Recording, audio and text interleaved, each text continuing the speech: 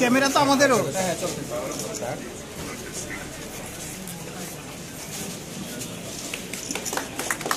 خير خلق محمد وآله وأصحابه أجمعين برحمتك يا أرحم الراحمين.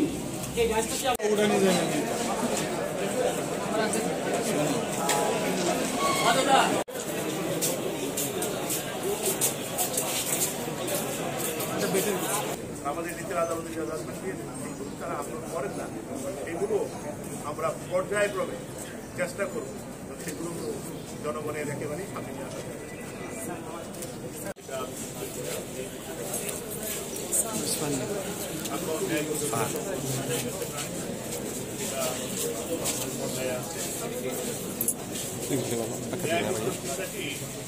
আমার মাননীয় প্রধানমন্ত্রী বঙ্গবন্ধু শেখ হাসিনা বললেন বিচার প্রার্থী মানুষকে বসার জন্য কোনো জায়গা নেই, তখন তিনি এই প্রকল্পটি আদেশের সম্ভাবনা সারা বাংলাদেশেই প্রতিটি জেলাতে জেলার স্থানের অনুপাত আমাদের এই কোথাও 800 স্কোয়ার মিটার, কোথাও 1000 সিলেটের এই এখানে আপনারা জানেন যে বিচার প্রার্থী মানুষ যখন আসেন তাদের বসার কোনো জায়গা থাকে না। এখন থেকে এখানে বসতে পারবেন।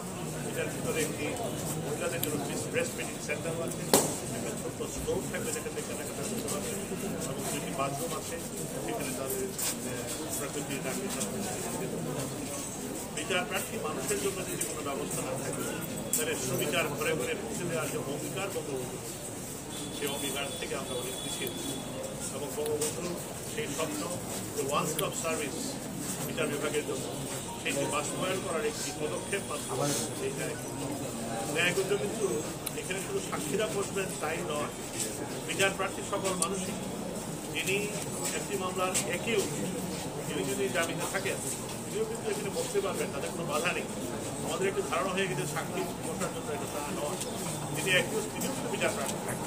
বিচার প্রার্থী মানুষের বসার একটু সুন্দর ব্যবস্থা করার জন্য আমাদের এই ন্যায় আমাদের আইনের সকল প্রতিষ্ঠান সকল মানুষের সমান এবং আইনের সমান এই অধিকারকে বাস্তবায়নের একটি এই ন্যায় আজকে সিলেটের ন্যায়গুজ্জ অনুরোধ করে গেলাম এবং আমি কালকে মৌলভীবাজার